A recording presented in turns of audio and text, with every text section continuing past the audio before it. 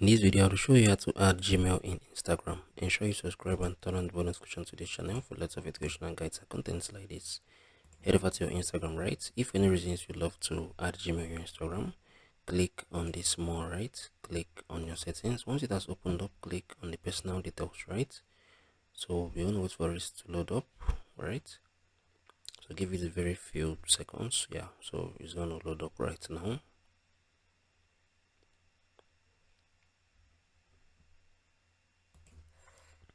Okay, yeah, so this is it. So click on this personal details. Once I've clicked on it, you're gonna see contact info, right? So this is my Gmail account, so click on it.